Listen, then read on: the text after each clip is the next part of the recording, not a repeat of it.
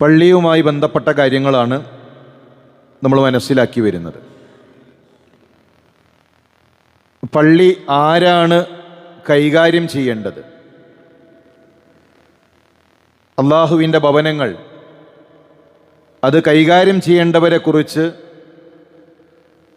അള്ളാഹു തന്നെ അറിയിച്ചിട്ടുണ്ട്. ഇന്നമാ യഅ്മുറു മസാജിദല്ലാഹ്, അള്ളാഹുവിൻ്റെ മസ്ജിദുകൾ, പള്ളികൾ, അതിൻ്റെ കാര്യങ്ങൾ നോക്കി നടത്തേണ്ടവർ, പരിപാലിക്കേണ്ടവർ മൻ ആമന ബില്ലാഹി വൽ യൗമിൽ ആഖിർ, ഈമാനുള്ളവരാണ്, പരലോകബോധമുള്ളവരാണ്, ആഖിറത്തിനെക്കുറിച്ചുള്ള ചിന്തയുള്ളവരാണ്. പള്ളിയുടെ ഉത്തരവാദിത്തങ്ങളിൽ ഉണ്ടാകേണ്ടത് ഈമാനുള്ള, ആഖിറത്തിനെക്കുറിച്ച് പേടിയുള്ള ആളുകളാണ്.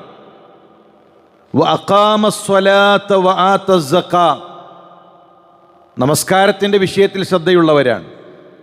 നിസ്കരിക്കാത്ത, പള്ളിയുമായി ബന്ധമില്ലാത്ത ഒരാളല്ല പള്ളിയുടെ ഉത്തരവാദിത്തങ്ങളിൽ ഉണ്ടാകേണ്ടത്.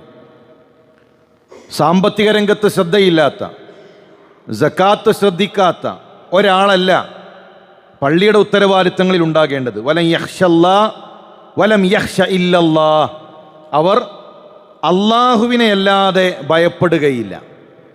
ഇപ്പം ഈമാനുള്ള, പരലോകബോധമുള്ള, നമസ്കാരത്തിൻ്റെ വിഷയത്തിൽ ശ്രദ്ധയുള്ള, സക്കാത്ത് നൽകുന്ന ഒരു മഖ്ലൂക്കിനെയും അള്ളാഹുവിൻ്റെ ദീനിൻ്റെ ഒരു കാര്യത്തിൻ്റെ വിഷയത്തിൽ പേടിക്കാത്ത, ഭയപ്പെടാത്ത അങ്ങനെയുള്ള ആളുകളാണ് പള്ളിയുടെ ഉത്തരവാദിത്തങ്ങളിൽ ഉണ്ടാകേണ്ടത്.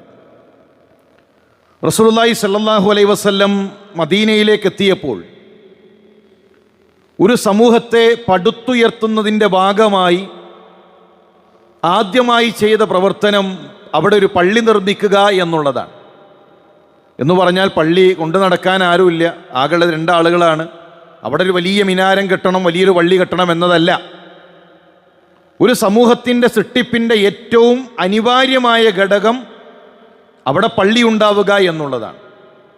തൗഹീദുള്ള ആളുകൾ ഒരു ഭാഗത്തുണ്ട് എങ്കിൽ അവർക്ക് നമസ്കരിക്കാൻ അവിടെ ഒരു ഭവനമുണ്ടാകണം, അള്ളാഹുവിൻ്റെ ഭവനമുണ്ടാകണം. റസൂലുള്ളാഹി സ്വല്ലല്ലാഹു അലൈഹി വസല്ലം മദീനയിലേക്കുള്ള യാത്രയിലാണ്. ഖുബായിലെത്തി, അവിടെ പ്രവാചകൻ സ്വല്ലല്ലാഹു അലൈഹി വസല്ലം പള്ളി നിർമ്മിച്ചു. മദീനയിലെത്തി, അവിടെയും പ്രവാചകൻ സ്വല്ലല്ലാഹു അലൈഹി വസല്ലം ഒരു പള്ളി നിർമ്മിച്ചു. അപ്പോൾ പള്ളി നിർമ്മിക്കുക എന്നുള്ളത് വളരെ പ്രധാനപ്പെട്ടതാണ്. മാത്രമല്ല, ഒരു പള്ളി നിർമ്മിച്ച് പോവുകയല്ല ചെയ്തത്, അവരുടെ പ്രവർത്തനങ്ങളെല്ലാം ആ പള്ളിയിലേക്ക് ചേർത്തു. കേവലം ഒരു നമസ്കാരത്തിന് വന്നു പോകുന്ന ഇടമായിട്ടല്ല ഇസ്ലാം പള്ളിയെ കാണുന്നത്. പള്ളിയുമായി ബന്ധപ്പെട്ട് നിൽക്കുന്നതാണ് ഒരു മുസ്ലിമിൻ്റെ ജീവിതം. പള്ളിയുമായി ഹൃദയത്തെ ചേർത്തവർക്ക് നാളെ അർശിൻ്റെ തണലുണ്ട് എന്ന് റസൂലുള്ളാഹി സ്വല്ലല്ലാഹു അലൈഹി വസല്ലം. നോക്കൂ, റസൂലുള്ളാഹി സ്വല്ലല്ലാഹു അലൈഹി വസല്ലം പുരുഷന്മാരോട് ഒരു ദിവസം 5 നേരം പള്ളിയുമായി ബന്ധപ്പെടാൻ കൽപ്പിച്ചു. കണ്ണ് കാണാത്ത അബ്ദുല്ലാഹി ഇബ്നു ഉമ്മി മക്തൂം, അദ്ദേഹം ചോദിക്കണം, അല്ലാഹുവിൻ്റെ റസൂലേ, കണ്ണ് കാണില്ല, പള്ളിയിലേക്ക് വരേണ്ടതുണ്ടോ? കാഴ്ചയില്ല, ഹൽ തസ്മഉൻ നിദാ, ബാങ്ക് കേൾക്കുന്നുണ്ടോ? ബാങ്ക് കേൾക്കാറുണ്ടോ? നഅം, അല്ലാഹുവിൻ്റെ റസൂലേ, ബാങ്ക് കേൾക്കാറുണ്ട്. ഫഅജീബ്, എങ്കിൽ ഉത്തരം നൽകണം. ബാങ്ക് കേൾക്കുന്നുവെങ്കിൽ 5 നേരം പുരുഷന്മാർ പള്ളിയിലെത്തണം. സുബഹി പള്ളിയിലാണ്, ളുഹറും അസറും മഗ്രിബും പള്ളിയിലാണ്, ഇശാ പള്ളിയിലാണ്. ആ പള്ളിയിൽ അവരുണ്ടാകണം. ഇന്ന് പലപ്പോഴും നിസ്സാരമായ കാരണങ്ങൾ പറഞ്ഞ് ജമാഅത്ത് നഷ്ടപ്പെടുത്തുന്നവർ, കച്ചവടാണ്. ശരി, നമസ്കാരം ഉപേക്ഷിച്ച് ജമാഅത്ത് നഷ്ടപ്പെടുത്തി നമ്മളൊരു കച്ചവടം ചെയ്തിട്ട് എത്ര നേടും? എത്ര നമ്മൾ വാരിക്കൂട്ടും? ഞാനും നിങ്ങളും ആരാണ്? ഏത് നേരത്തും അടയാവുന്ന ഒരു കണ്ണും, നിലക്കാവുന്ന ശ്വാസവും, മിടിപ്പ് നിൽക്കാവുന്നൊരു ഹൃദയവും, പോകുന്ന യാത്രയിൽ 3 കഷ്ണം തുണികൾ മാത്രം കൊണ്ടുപോകുന്ന നിസാരന്മാരാണ്, ദുർബലന്മാരാണ് ഞാനും നിങ്ങളും. ആ സമയത്ത് കൂടെ വരാനുള്ളതാണ് ഈ നമസ്കാരങ്ങൾ. ഈ ജമാഅത്ത് നമസ്കാരത്തെ കാത്തിരിക്കുന്ന സമയം.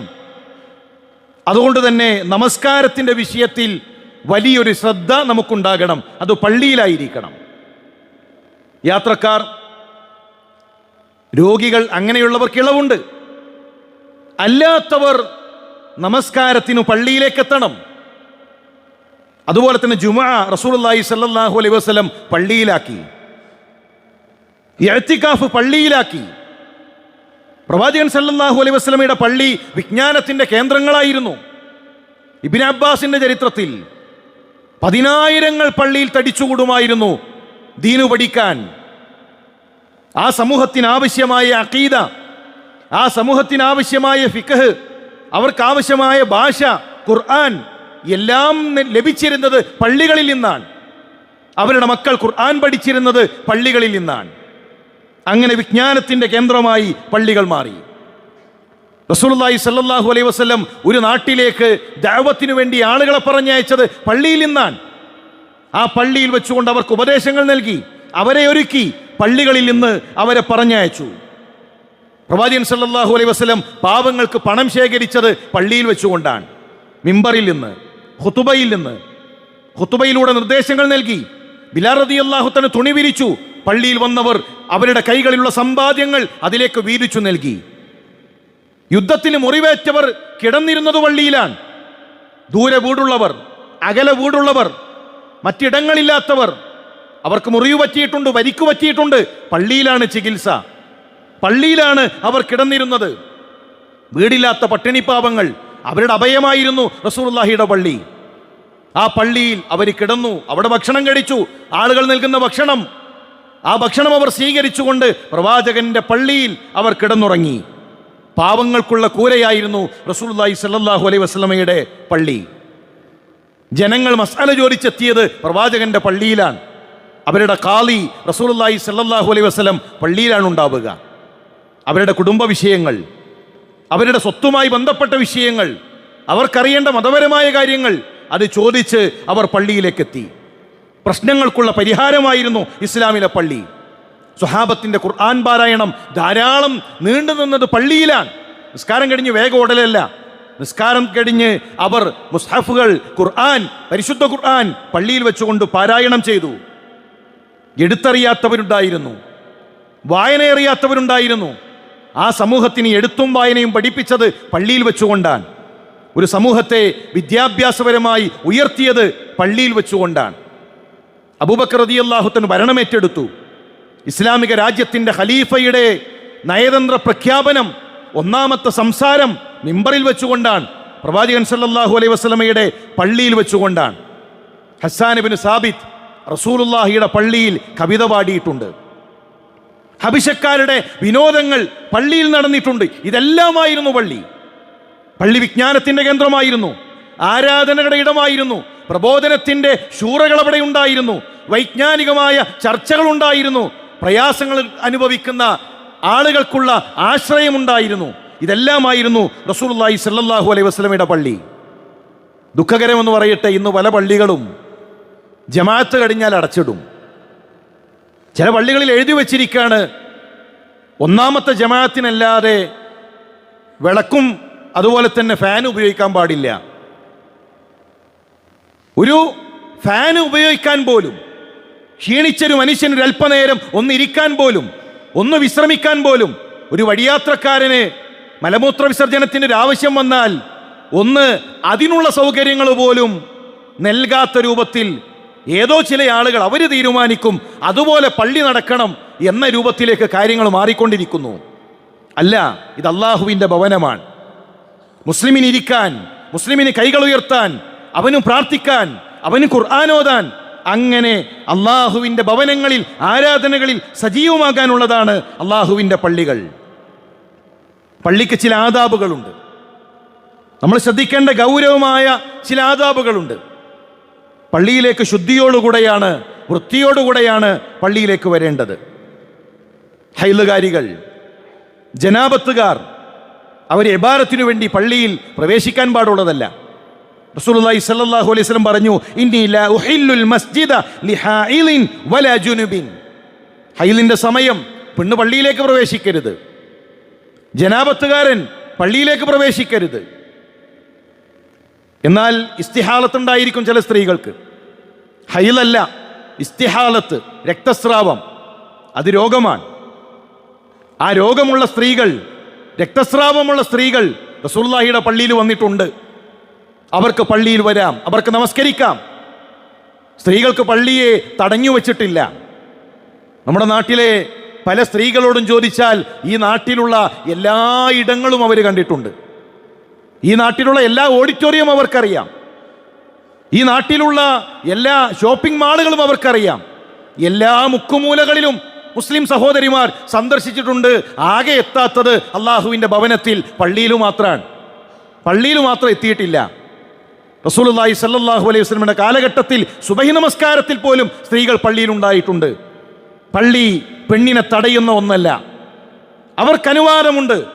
അവർക്കാവശ്യമാണെങ്കിൽ പള്ളിയിലെത്താം, നമസ്കരിക്കാം, അവിടെയുള്ള ദീനീ പഠനങ്ങളിൽ പങ്കെടുക്കാം. അവരെ തടയരുത് എന്നുള്ളത് റസൂലുള്ളാഹി സ്വല്ലല്ലാഹു അലൈഹി വസല്ലമയുടെ കൽപ്പനയാണ്. ഇസ്തിഹാലത്തിൻ്റെ സമയത്ത് പോലും സ്ത്രീകൾക്ക് പള്ളിയിലെത്താം. അതുപോലെ തന്നെ ചില പുരുഷന്മാർക്ക് മൂത്രവാർച്ചയുടെ പ്രയാസങ്ങൾ ഉണ്ടായിരിക്കും, അതും രോഗമാണ്. ഇന്നിപ്പോൾ അതിന് പ്രായമൊന്നുമില്ല, വളരെ പ്രായമാകണമെന്നൊന്നുമില്ല. ചെറുപ്പക്കാർ പോലും പലപ്പോഴും ഈ ചോദ്യം ചോദിച്ചു വിളിക്കാറുണ്ട്. മൂത്രവാർച്ചയുടെ അസുഖമുണ്ട് എങ്കിൽ അവർ വുളൂ ചെയ്യണം. അവിടെ വല്ല കോട്ടനോ തുണിയോ വെച്ച് ആ നമസ്കാരം അവർ നിർവഹിക്കണം. ആ നമസ്കാരത്തിൻ്റെ സമയത്ത് മൂത്രം പോയി അതിൻ്റെ പേരിൽ പ്രയാസപ്പെടേണ്ടതില്ല. ഒരു മശക്കത്തൊരു പ്രയാസം അതിൽ നമുക്ക് തോന്നേണ്ടതില്ല. ഇസ്ലാം യുസ്റാൻ, ഇസ്ലാം പ്രായോഗികമാണ്. അതുപോലെ തന്നെ ദുർഗന്ധത്തോടുകൂടെ പള്ളിയിലേക്ക് വരിക. റസൂലുള്ളാഹി സ്വല്ലല്ലാഹു അലൈഹി വസല്ലം പറഞ്ഞു, മൻ അകല സൗമൻ ഔ ബസലൻ ഫൽയഅ്തസിൽനാ. ഉള്ളി കഴിച്ചുകൊണ്ട് കഴിക്കാൻ അനുവാദമുള്ളൊരു സാധനമാണ്. പക്ഷെ അത് കഴിച്ചാൽ ആ സ്മെല്ല് കുറച്ച് നേരത്തേക്ക് ഉണ്ടാകും. ചില ആളുകൾക്ക് അത് ഇഷ്ടപ്പെട്ടുകൊള്ളണമെന്നില്ല. ഇപ്പോൾ വരല് ഹറാമൊന്നുമല്ല, പക്ഷെ അത് ശ്രദ്ധിക്കണം. ആ ഒരു ദുർഗന്ധം നിന്റെ കൂടെ നമസ്കാരത്തിന് നിൽക്കുന്ന ഒരാൾക്ക് പ്രയാസമാകരുത്. പള്ളിയിൽ ഇബാദത്തിന് വരുന്ന ഒരു മനുഷ്യന് പ്രയാസമാകരുത്. അതുപോലും പറ്റില്ല എങ്കിൽ സ്മോക്ക് ചെയ്യുന്നവരുടെ ആ ഒരു ഗന്ധം അറപ്പുള്ളതാണ്, മനുഷ്യർക്ക് വെറുപ്പാണ്. എങ്ങനെയാണ് ആ രൂപത്തിൽ പള്ളിയിലേക്ക് വരിക? സുബഹി നമസ്കാരത്തിന് ആ കിടന്ന ആ വസ്ത്രം, അതേ വസ്ത്രം തന്നെ ധരിച്ച്, ഒന്ന് ബ്രഷ് ചെയ്യാതെ, നല്ല രൂപത്തിലൊന്ന് ശുദ്ധി വരുത്താതെ അങ്ങനെ വരുന്നവർ, ഇത് അല്ലാഹുവിൻ്റെ ഭവനമാണ്. അവിടെ നല്ല വസ്ത്രം ധരിച്ച്, സുഗന്ധം ഉപയോഗിച്ച്, ദുർഗന്ധങ്ങളില്ലാതെ ശുദ്ധിയോടുകൂടെ പള്ളിയിലേക്ക് പ്രവേശിക്കാൻ ശ്രദ്ധിക്കണം. പള്ളിയിൽ പ്രവേശിച്ചു കഴിഞ്ഞാൽ നേരെ വന്നിരിക്കലല്ല, 2 റക്അത്ത് നമസ്കരിക്കണം. റസൂലുള്ളാഹി സ്വല്ലല്ലാഹു അലൈഹി വസല്ലമയുടെ കൽപ്പനയാണ്, ഇദാ ദഖല അഹദുക്കും ഫലാ യജ്ലിസ് ഹത്താ യുസല്ലി റക്അതൈൻ. പള്ളിയിലേക്ക് നിങ്ങൾ വന്നാൽ 2 റക്അത്ത് നമസ്കരിക്കാതെ ഫലാ യജ്ലിസ്, അവനിരിക്കരുത്. അത് പള്ളിയുടെ തഹിയ്യത്താണ്. അതുപോലെ തന്നെ പ്രിയമുള്ളവരെ, ഇന്നത്തെ കാലത്ത് നമ്മളേറെ ശ്രദ്ധിക്കേണ്ട ഒരു വിഷയമാണ് മൊബൈൽ ഫോൺ എന്നുള്ളത്. ഈ കാലഘട്ടത്തിലെ ഫുഖഹാക്കൾ വളരെ ഗൗരവത്തിൽ ചർച്ച ചെയ്തിട്ടുള്ളൊരു വിഷയമാണത്. പള്ളിയിൽ നിസ്കരിച്ചുകൊണ്ടിരിക്കുമ്പോൾ മൊബൈൽ ഇങ്ങനെ റിങ് ചെയ്യുക, മറവി മനുഷ്യർക്കുണ്ടാകും. പറയാതെ ഒരാളുടെ മൊബൈൽ റിങ് ചെയ്താൽ എല്ലാവരും കൂടെ നോക്കി അയാളെ ഇനി പള്ളിയിലേക്ക് വരാത്ത രൂപത്തിലാക്കല്ല വേണ്ടത്. അതുപോലെ തന്നെ നിസ്കാരം കഴിഞ്ഞ ഉടനെ എഴുന്നേറ്റ് ആ മനുഷ്യനെ എല്ലാവരുടെയും ഇടയിൽ വെച്ചുകൊണ്ട് ആ മനുഷ്യൻ്റെ അഭിമാനം ക്ഷതപ്പെടുത്തുകയല്ല വേണ്ടത്. അവിടെയൊക്കെ ഒരു സംസ്കാരമുണ്ടല്ലോ. പള്ളിയിൽ അറാബി മൂത്രമൊഴിച്ചു, ചെയ്തത് തെറ്റാണ്. പക്ഷെ റസൂലുള്ളാഹി സ്വല്ലല്ലാഹു അലൈഹി വസല്ലമയുടെ പെരുമാറ്റം നോക്കൂ. ഓടിക്കാൻ വന്ന സ്വഹാബത്തിനെ തടഞ്ഞു. ആ സ്വഹാബത്തിനോട് അവിടെ വെള്ളം ഒഴിക്കാൻ പറഞ്ഞു, അറാബിയോടല്ല പറഞ്ഞത്. സ്വഹാബത്തിനോട് വെള്ളം കൊണ്ടുവന്ന് അറാബി മൂത്രമൊഴിച്ചെടുത്ത് ഒഴിക്കാൻ പറഞ്ഞു. അദ്ദേഹത്തെ വിളിച്ചു, സൗമ്യമായി വിളിച്ചു. ഇത് പള്ളിയല്ലേ, പള്ളി നിസ്കാരത്തിൻ്റെ ഇടമല്ലേ, ഖുർആൻ പാരായണത്തിൻ്റെ ഇടമല്ലേ, ഇവിടെ മൂത്രമൊഴിക്കാൻ പാടുണ്ടോ? തിരുത്തുന്നതിലൊരു സംസ്കാരമുണ്ട്. പക്ഷെ നമ്മൾ ശ്രദ്ധിക്കേണ്ട ചില കാര്യങ്ങൾ, നമുക്ക് വിചാരിച്ചാൽ ചെയ്യാൻ കഴിയുന്ന ചില കാര്യങ്ങളുണ്ട്. ഇപ്പോൾ സുബൈ നമസ്കാരം തൊട്ടരികിലാണ് നമ്മുടെ അധികം ആളുകളുടെയും വീട്, അല്ലെങ്കിൽ അരികിലുള്ള പള്ളിയിലേക്കാണ് നമ്മൾ പോവുക. നിസ്കാരം കഴിഞ്ഞൊരു 10-15 മിനിറ്റ് കഴിഞ്ഞാൽ തിരിച്ചു വീട്ടിലേക്കെത്തും. ആ ഒരു സമയത്ത് എന്തിനാണൊരു മൊബൈൽ? സുബൈക്കൊരു പള്ളിയിലേക്ക് വരുമ്പോൾ എന്തിനാണ് നമ്മുടെ കയ്യിലൊരു മൊബൈലിൻ്റെ ഒരു ആവശ്യം? എന്നിട്ട് പല ആളുകളുടെയും അലാറടിക്കൽ പള്ളിയിലാണ്. ഒന്നും രണ്ടും അല്ല, 5-നുണ്ടാകും, 5:05-നുണ്ടാകും, 5:10-നുണ്ടാകും. നമ്മൾ അലാറം അങ്ങനെയാണ്. ഓരോ 5 മിനിറ്റ് കൂടുമ്പോഴും നമുക്ക് അത്രയും ഉറപ്പാണ് നമ്മളൊരു അലാറത്തിന് തന്നെ എഴുന്നേൽക്കുന്നുള്ളതുകൊണ്ട്. ഇത് പള്ളിയിലാണ്. എന്നിട്ട് നിസ്കാരത്തിൻ്റെ ഇടയിലാണ് അലാറം അടിക്കുക. കഴിയുന്നതും പള്ളിയിലേക്ക് മൊബൈൽ കൊണ്ടുവരാതിരിക്കാൻ നമ്മൾ ശ്രദ്ധിക്കുക. മറ്റൊന്നൊരു മാന്യമായൊരു റിംഗ് ട്യൂൺ. നമുക്കറിയണം മൊബൈൽ വരുന്നത്, കോള് വരുന്നത് അറിയണം. അതിന് കഴിയുന്ന രൂപത്തിൽ ഒരു മാന്യമായ രൂപത്തിലുള്ള ഒരു റിംഗ് ട്യൂൺ വെക്കുക. അറിഞ്ഞാൽ മതി, കോള് വരുന്നത് അറിഞ്ഞാൽ മതി, അതിനുള്ളത് മതി. അത് പാട്ട് വെക്കേണ്ട ആവശ്യമുണ്ടോ? അത് മ്യൂസിക്കും അതുപോലെയുള്ള ആരവങ്ങളും വേണോ? ഇത് പള്ളിയിലാണ്, നിസ്കാരത്തിലാണ് ഈ പാട്ട് കേൾക്കുന്നത്, നിസ്കാരത്തിലാണ് ഈ മ്യൂസിക് കേൾക്കുന്നത്. മാത്രമല്ല, മൊബൈൽ എന്നുള്ളത് എപ്പോഴും നമ്മുടെ കൂടെയുള്ളതാണ്. നമ്മൾ ഏതെല്ലാം സ്ഥലങ്ങളിൽ പോകുന്നു, രോഗിയുടെ അരികിൽ നമ്മൾ ചെല്ലും, മരണവീട്ടിൽ നമ്മൾ ചെല്ലും, പലതരം ദുഃഖങ്ങൾ അനുഭവിക്കുന്ന മനുഷ്യരെ നമ്മൾ ചെന്ന് കാണും. അപ്പം അവിടെയൊക്കെ കഴിയുന്ന എല്ലായിടത്തേക്കും പറ്റുന്ന രൂപത്തിലുള്ള മാന്യമായൊരു റിംഗ് ട്യൂൺ, അതാണ് നമുക്കുണ്ടാകേണ്ടത്. ഇനി നിസ്കാരത്തിൽ ബെല്ലടിച്ചാലോ, അതിങ്ങനെ തീരുന്നത് വരെ കാത്തിരിക്കുകയാണ് ചില ആളുകൾ. കാരണം ആരോ നമ്മളെ പഠിപ്പിച്ചിട്ടുണ്ട് 3 തവണ ഒരു അനക്കം സംഭവിച്ചാൽ നിസ്കാരം ബാത്തിലാകും. അതുകൊണ്ട് മൊബൈൽ ഓഫ് ചെയ്യൂല. കാരണം മൊബൈൽ ഓഫ് ചെയ്താൽ നിസ്കാരം ബാത്തിലാകുമെന്നാണ് മനസ്സിലാക്കിയിട്ടുള്ളത്. അതല്ല, നമസ്കാരത്തിൽ മൊബൈൽ ബെല്ലടിച്ചു കഴിഞ്ഞാൽ അത് ഓഫ് ചെയ്യണം. ഇത് മറ്റുള്ളവരുടെ നിസ്കാരത്തെയാണ് ബാധിക്കുന്നത്. മാത്രമല്ല, അയാളുടെ നിസ്കാരത്തെയും ബാധിക്കും. ഞാൻ നിസ്കരിക്കും, എൻ്റെ മൊബൈൽ ബെല്ലടിച്ചാൽ എൻ്റെ മനസ്സിൽ വരില്ലെന്താ? ആളുകൾ എന്നെപ്പറ്റി എന്ത് വിചാരിക്കുന്നുണ്ടാകും? എല്ലാവരും എന്നെ പറ്റിയല്ലേ ചിന്തിക്കുന്നത്. ഇതാണ് ഞാൻ ചിന്തിച്ചുകൊണ്ടിരിക്കുക. ബാക്കിയുള്ളവരോ, ആരാണ് ഈ മൊബൈൽ കൊണ്ടുവന്നിട്ടുള്ളത്, അവനെ പറ്റിയിട്ടാണ് മറ്റുള്ളവർ ചിന്തിക്കുന്നത്. പെട്ടെന്ന് ചിന്ത മാറും. അതുകൊണ്ട് നിസ്കാരത്തിൽ മൊബൈൽ ബെല്ലടിച്ചാൽ അത് ഓഫ് ചെയ്ത് വെക്കാൻ നമ്മൾ പ്രത്യേകം ശ്രദ്ധിക്കണം. അതുപോലെ തന്നെ ഒരാൾ മൊബൈൽ കട്ട് ചെയ്താൽ, ചിലപ്പോഴൊക്കെ കാണാം ഒരാൾക്കൊരു കോള് വരുന്നു, അയാൾ എങ്ങനെയെങ്കിലും കട്ട് ചെയ്യും, പിന്നെ വീണ്ടും വിളിക്കും, ഇയാൾ വീണ്ടും കട്ട് ചെയ്യും, അപ്പോൾ വീണ്ടും വിളിക്കും. നമ്മളൊരാളെ വിളിച്ചു, അയാളെ മൊബൈൽ കട്ട് ചെയ്താൽ അതിൻ്റെ അർത്ഥം അയാൾ തിരക്കിലാണ് എന്നാണ്. അയാൾ ഇപ്പോൾ നമ്മുടെ കോൾ എടുക്കാൻ ഉദ്ദേശിക്കുന്നില്ല, ഇപ്പം നമ്മളുമായി സംസാരിക്കാൻ അയാൾ ഉദ്ദേശിക്കുന്നില്ല. അപ്പോൾ വീണ്ടും തിരിച്ചു വിളിക്കലല്ല, അയാൾ കുറച്ച് കഴിഞ്ഞ് അയാളുടെ തിരക്ക് മാറുമ്പോൾ തിരിച്ചു വിളിക്കും എന്ന് മനസ്സിലാക്കുക. അല്ലാതെ വീണ്ടും വീണ്ടും വിളിച്ച് ഇടക്കുന്നത് വരെ ഞാൻ വിളിച്ചുകൊണ്ടിരിക്കും എന്നതല്ല. വീട്ടിൽ വന്നു, ഒരാൾ വാതിൽ മുട്ടി, സലാം പറഞ്ഞു, 3 തവണ സലാം പറഞ്ഞിട്ടും വാതിൽ തുറക്കുന്നില്ല. എന്താ ഒരു മുസ്ലിം ചെയ്യേണ്ടത്? തിരിച്ചു പോകണം. അവിടെ ചെരുപ്പ് കാണുന്നുണ്ട്, അപ്പോൾ ആളേതായാലും ഉള്ളിലുണ്ട്, അടുക്കള വഴി പോയി നോക്കാം, ഞാൻ മുട്ടി എങ്ങനെങ്കിലും തുറപ്പിക്കും എന്നതല്ല. മനുഷ്യർ പല അവസ്ഥയിലുണ്ടാകും. വീട്ടിലും ആളുണ്ടെങ്കിലും ചിലപ്പോൾ തുറക്കാൻ കഴിയുന്ന അവസ്ഥയിലായിക്കൊള്ളണമെന്നില്ല. ചിലപ്പോൾ ഭാര്യയും ഭർത്താവും തമ്മിൽ എന്തെങ്കിലും സംസാരിച്ച് അവർ പിണങ്ങി നിൽക്കുന്ന സാഹചര്യമായിരിക്കും, സങ്കടത്തിലിരിക്കുന്ന അവസ്ഥയായിരിക്കും, മറ്റെന്തെങ്കിലും പ്രയാസങ്ങൾ അവർക്കുണ്ടാകും. നമ്മളുമായി സംസാരിക്കാൻ അവരുദ്ദേശിച്ചു കൊള്ളണമെന്നില്ല. വാതിൽ മുട്ടി, ആളുള്ളിലുണ്ടാകട്ടെ, ബെല്ലടിച്ചു, സലാം പറഞ്ഞു, അവർ വരുന്നില്ല എങ്കിൽ തിരിച്ചു പോകണം. അതുപോലെയുള്ളൊരു സംസ്കാരമാണ്. നമ്മൾ ഫോൺ ചെയ്തു, അവർ ബിസിയാക്കിയാൽ, അവരത് കട്ട് ചെയ്താൽ പിന്നെ വീണ്ടും വീണ്ടും വിളിച്ച് പ്രയാസപ്പെടുത്തലല്ല, മറിച്ച് മനസ്സിലാക്കണം, അവർ നമ്മുടെ ഫോൺ എടുക്കാൻ ഉദ്ദേശിക്കുന്നില്ല, കുറച്ച് കഴിഞ്ഞ് തിരിച്ചു വിളിക്കും, അല്ലെങ്കിൽ കുറച്ച് സമയം കഴിഞ്ഞ് നമ്മൾ അവരെ വിളിച്ചു നോക്കുക എന്നതെല്ലാം ഒരു ഇസ്ലാമിക സംസ്കാരത്തിൻ്റെ ഭാഗമാണ്. അപ്പോൾ ഇത്തരം വിഷയങ്ങൾ നമ്മൾ പ്രത്യേകം ശ്രദ്ധിക്കുക. അങ്ങനെ പള്ളിയുമായി ബന്ധപ്പെട്ട് നമ്മൾ പാലിക്കേണ്ട അദബുകൾ അത് പാലിച്ചുകൊണ്ട് നമ്മൾ മുന്നോട്ട് പോവുക. അള്ളാഹു അതിനുള്ള തൗഫീക്ക് നൽകി അനുഗ്രഹിക്കട്ടെ.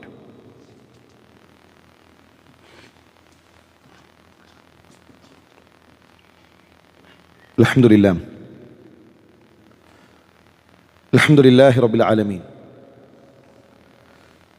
വസ്സലാത്തു വസ്സലാമു അലാ റസൂലില്ലാഹ് വഅലാ ആലിഹി വസഹ്ബിഹി അജ്മഈൻ അമ്മാ ബഅദ്. അള്ളാഹുവിനെ സൂക്ഷിച്ച് അവനെ വഴിപ്പെട്ട് ജീവിക്കണമെന്ന് ഉണർത്തുകയാണ് വസിയത്ത് ചെയ്യുക. അതുപോലെ തന്നെ പള്ളിയിൽ കളഞ്ഞുപോയ വസ്തുക്കൾ അന്വേഷിച്ച് വിളിച്ചു പറയാൻ പാടില്ല. ഇപ്പോൾ പള്ളിയിലൊരു സാധനം കാണാതായി, പള്ളിയിൽ നിസ്കാരത്തിന് വന്നപ്പോൾ ഒരു ചാവി കാണാതായി, മൊബൈൽ കാണാതായി, അത് പള്ളിയിൽ അന്വേഷിക്കാം എന്നതല്ലാതെ ആളുകളൊക്കെ കൂടുന്നൊരിടമാണല്ലോ പള്ളി. പല ഭാഗത്തു നിന്നുള്ള ആൾക്കാരുണ്ടാകും. എൻ്റെ മകളുടെ ഒരു ചെയിന് കാണാതായിട്ടുണ്ട്, അതറിയിക്കാനുള്ള ഇടമല്ല പള്ളി. നമ്മുടെ ഒരു വ്യക്തിപരമായൊരു കാര്യം നേടാനുള്ള ഇടമല്ല പള്ളി. പള്ളി നമ്മുടെ കച്ചവടത്തിന് വേണ്ടി ഉപയോഗിക്കരുത്. പള്ളിയുടെ ഉൾഭാഗം പള്ളിയിൽ ഇരുന്നിട്ട് റിയൽ എസ്റ്റേറ്റിൻ്റെ ചർച്ച, പള്ളിയിൽ നിന്നിട്ടാണ് കാറിൻ്റെ കച്ചവടം തീരുമാനാക്കുന്നത്. കച്ചവടം വാങ്ങാനും പാടില്ല, വിൽക്കാനും പാടില്ല.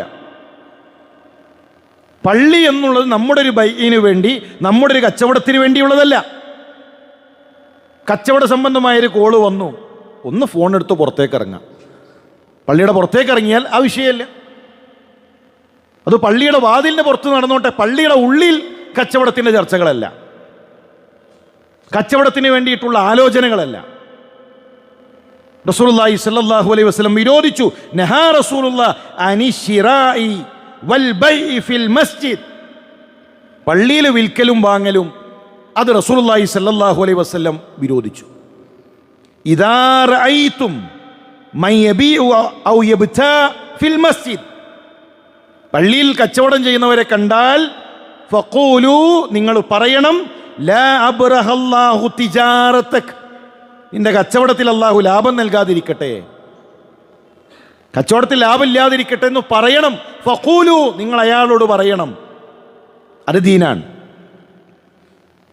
പള്ളി വരുമാനം ഉണ്ടാക്കാനല്ല, പള്ളിയിൽ നമ്മുടെ കച്ചവടം ചെയ്യാനല്ല, നമ്മുടെ ഒരു ഭൗതികമായ കാര്യങ്ങൾ നേടാനല്ല. പള്ളിയും സംവിധാനങ്ങളും അതിനല്ല ഉപയോഗിക്കേണ്ടത്. പള്ളിക്ക് ജനങ്ങൾ പണം നൽകുന്നതിന് ലക്ഷ്യമുണ്ട്, പള്ളിയിൽ ആളുകൾ വന്നിരിക്കുന്നതിന് ലക്ഷ്യമുണ്ട്. ആ മക്സദ് നടക്കണം. പള്ളി ഇബാദത്തിൻ്റെ കേന്ദ്രങ്ങളാണ്, അത് പൊതുവാണ്, മുസ്ലിമീങ്ങളുടേതാണ്. അത് വ്യക്തിപരമായ നമ്മുടെ ഒരു ആവശ്യത്തിന് വേണ്ടി ഉപയോഗിക്കുന്ന രീതി ഉണ്ടാകാൻ പാടുള്ളതല്ല. പള്ളിയുമായി ബന്ധപ്പെട്ട ആദാബുകൾ ഇൻഷാ അല്ലാഹ് ഇനിയും നമുക്ക് സൂചിപ്പിക്കാനുണ്ട്. അള്ളാഹു അത്തരം ആദാബുകൾ പാലിക്കാൻ, അതനുസരിച്ചുകൊണ്ട് ജീവിതത്തെ ക്രമീകരിക്കാൻ നമുക്കെല്ലാം തൗഫീക്ക് നൽകി അനുഗ്രഹിക്കട്ടെ.